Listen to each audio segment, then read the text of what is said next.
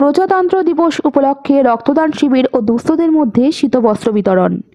রবিবার রাজগঞ্জ ব্লকের সন্ন্যাসীকাটা গ্রাম পঞ্চায়েতের কুমারবাড়ি গ্রামে স্বেচ্ছাসেবী সংস্থা শিলিগুড়ির নরসেবা সমিতি এবং শিলিগুড়ির তরাই লায়ন্স ব্লাড সেন্টারের সহযোগিতায় এই রক্তদান শিবিরের আয়োজন করা হয়। এদিন প্রায় 50 ইউনিট রক্ত সংগ্রহের পাশাপাশি গ্রামের প্রায় 100 জন দুস্থদের মধ্যে শীতবস্ত্র তুলে দেওয়া হলো।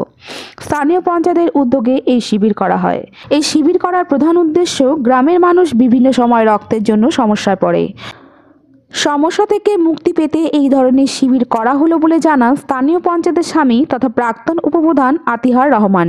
তিনি আরও জানান, খুব ভালো লাগছে এই ধরনের শিবির করতে পেয়ে। এই শিবির থেকে 100-র বেশি গরিব মানুষের হাতে কম্বল তুলে দেওয়া হলো। এছাড়াও গ্রামের শিশুদের হাতে খাদ্য সামগ্রী তুলে দেওয়া হয় প্রজাতন্ত্র দিবস উপলক্ষে। তো আমরা ভাবলাম যে এই তরাই ইসির ব্লাড ক্যাম্প বসাইলাম, কিছু দুস্থ লোকেদের কম্বল বিতরণ করা হবে এই ঠান্ডার জন্য। আমরা এই ব্যবস্থাটা করছি। প্রায় 100 প্লাস। খুব ভালো, খুব আনন্দ লাগছে। গরিবের দুস্থ লোকগুলোকে আমরা এই কম্বল উঠাই দিতে পারতেছি, খুব আনন্দ লাগতেছে। বেশি জানুয়ারি প্রজাতন্ত্র দিবসের মধ্যে পড়ে, স্বাধীনতা দিবসের মধ্যে পড়ে, এই জন্য আজকে বেছে নিলাম। এই ধরনের উদ্যোগ কি আমরা নেওয়া আছে, লকডাউনের জন্য চাউল অর্ডার দিয়েছিলাম। আমরা এরকম মাঝে মাঝে নিই। রক্তদান শিবির করা হচ্ছে। রক্ত আমাদের ব্লাড, গ্রামে তো ব্লাড পাওয়া যায় না, এই জন্য আমরা ব্লাড ডোনেশন করলাম। এরপর আমরা ওখান থেকে ব্লাড নিতে পারবো। আর বাজারে তো 50 বোতলে 50 প্লাস করে রাখছি, যতটা হয় দেখি।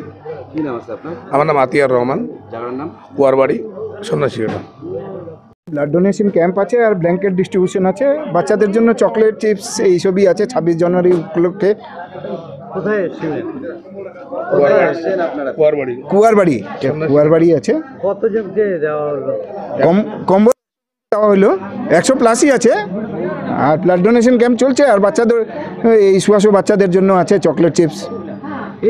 আসলে দেখেন, টাউনে তো অনেকই করে, এই বস্তি এরিয়াতে অনেক কম এরকম রিলিফ করা যায়। এর জন্য আমাদের ধারণা আছে এরকম বস্তি এরিয়াতে করি, যাতে কিছু রিলিফ করা যায় বস্তিদের জন্য আছে। আর শীত ছাড়াও মেডিকেল, আমাদের যেরকম মেডিকেল আছে, বাচ্চাদের জন্য এডুকেশনের আছে।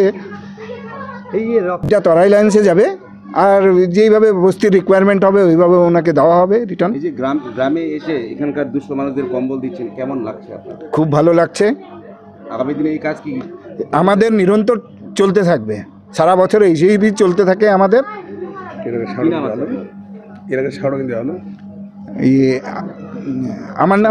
আমার নাম পবন কুমার বিমানী, নরসেবা সমিতি থেকে আমি।